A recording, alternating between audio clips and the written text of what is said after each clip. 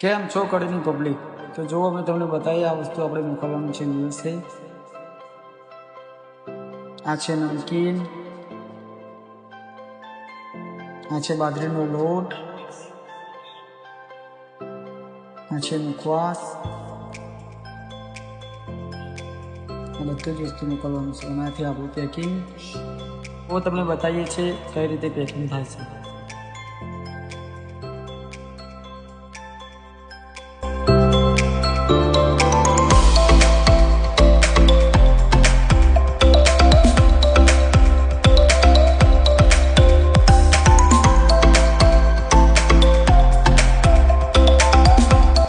આ છે આપણું પેકિંગ.